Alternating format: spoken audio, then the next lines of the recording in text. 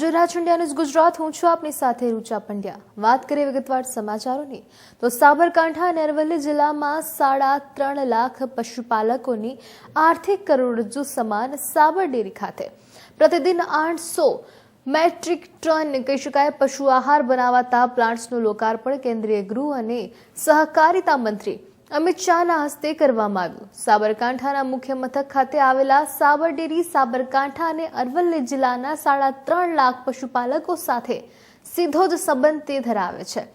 સાબર dairy સાથે સંકળાયેલા જે પશુપાલકો છે તે ખાસ વાત કરીએ તેમને પશુ આહાર યોગ્ય ગુણવત્તા સહ મળી રહે તે માટે નવીન પ્લાન્ટનું નિર્માણ કરવામાં આવ્યું।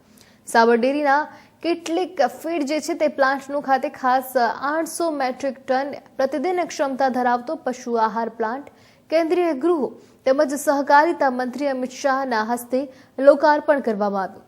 સાબરકાંઠા તેમજ અરવલ્લી જિલ્લાના લાખો પશુપાલકોને ઘર આંગણે રહેવા પશુઓની પશુ આહારનો સીધો જ લાભ મળી રહેશે। સાબર ડેરી ખાતે 210 કરોડ રૂપિયાના ખર્ચે નિર્માણ થયેલા કહી શકાય જે ફીડ છે જે કેટલ ફીડ પ્લાન્ટ છે તેનું ખાસ અમિત શાહના દ્વારા લોકર કહી શકાય કે પૂર્ણ કરવામાં આવ્યું હતું અને ત્યારે મારુતિ સુઝુકીના સંયુક્ત ઉપક્રમે આયોજન કરવામાં આવ્યું છે અને જેનું પણ અમિત શાહની દ્વારા કહી શકાય પ્રસ્તાવના કરવામાં આવ્યું હતું।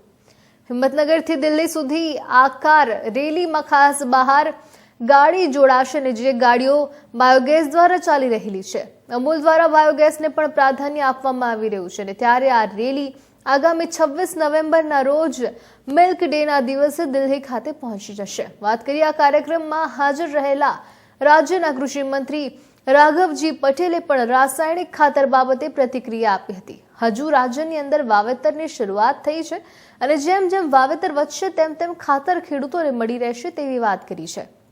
પરંતુ વાત કરીએ અહીં એટલું જ નહીં, ખાનગી કહી શકાય કે કંપનીઓમાં જે ખાતર સગે વગે થયું હોય જેને ધ્યાન ઉપર રાખીને ખાસ ત્યારે સરકાર દ્વારા તેની સામે પણ કાર્યવાહી કરી રહ્યું છે।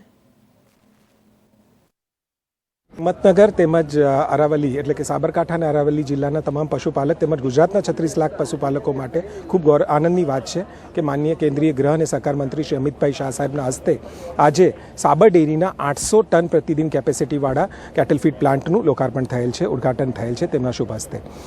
આમ જિલ્લાના પશુપાલકોને ઉચ્ચ ક્વોલિટીનું દાણ સાબર દાણ આપણી ડેરી આપી શકશે અને તેનાથી જિલ્લામાં પશુપાલનની પ્રવૃત્તિને ખૂબ જ વેગ મળશે। હિંમતનગરથી થઈને દિલ્હી સુધી જતી મારુતિ સુઝુકી દ્વારા અપાયેલ કમ્પ્રેસ્ડ બાયોગેસ ફ્યુઅલથી ચાલનારી આ 12 ગાડીઓનું રેલીનું આજે ફ્લેગ ઓફ માનનીય કેન્દ્રીય ગૃહ અને સહકાર મંત્રી શ્રી અમિતભાઈ શાહ સાહેબના શુભ હસ્તે ફ્લેગ ઓફ થયું। આ રેલી 26મી નવેમ્બરે દિલ્હી ખાતે પહોંચશે અને 26 નવેમ્બર નેશનલ મિલ્ક ડે તરીકે ઉજવાય છે। આજે ભારત વિશ્વનું નંબર 1 દૂધ ઉત્પાદક દેશ છે અને તેમાં જે સહકારી પ્રવૃત્તિને લીધે વેગ મળ્યો છે તે રેલી તેમજ આપણા પશુધન પાસે જે ખેડૂતો પાસે પશુધન છે તેના છાણમાંથી જે ગેસ ઉત્પન્ન થાય એ ગેસથી આપ જેમ જોઈ શકો બાયોગેસનો ઘરનો ચૂલો પણ ચાલે અને આવી ગાડીઓ પણ ચાલે। તો પર્યાવરણને બચાવવાના હેતુથી આપણી સહકારી ડેરી સસ્ટેનેબિલિટી અને સર્ક્યુલર ઇકોનોમીનું શું કામ કરી શકે તેનું આ એક ઉત્કૃષ્ટ ઉદાહરણ છે જે સમગ્ર દેશ તરફ આપણે બતાવવા માંગીએ છીએ। ઘણા વર્ષોથી આ દિશામાં કામ ચાલે છે। મને જણાવતા આનંદ થાય છે કે બનાસકાંઠામાં ડામા ખાતે આ એક કમ્પ્રેસ્ડ બાયોગેસ પ્લાન્ટ ઓલરેડી ચાલુ થઈ ગયો છે અને ગુજરાતમાં 6 જેટલા પ્લાન્ટ પણ વાત કરું તો આપણા રવિ પાકમાં ગુજરાત રાજ્યને જોઈએ આપણે જે જથ્થો માંગ્યો હતો કેન્દ્ર સરકાર પાસેથી એટલો જથ્થો કેન્દ્ર સરકારે ગુજરાત માટે રવિ સિઝન માટે ફાળવી દીધો છે પણ અમુક સંજોગોના કારણે ફાળવેલો જથ્થો રાજ્યમાં સમયસર પહોંચી શકતો ન હોવાના કારણે થોડીક ખાતર અંગે તકલીફ જેવું વાતાવરણ ઊભું થયું છે। રવિ પાકના વાવેતરની શરૂઆત છે અને પાયાના ખાતર તરીકે ડીએપી અને એનપીકે ખાતરની ખૂબ જ જરૂરિયાત હોવાના કારણે એક સાથે સિઝનની વાવેતરની શરૂઆતમાં આ સ્થિતિ અત્યારે રાજ્યમાં છે। અત્યારે જથ્થો આવી રહ્યો છે, અઠવાડિયામાં લગભગ આ પ્રશ્ન ધીરે ધીરે સોલ્વ થઈ જશે।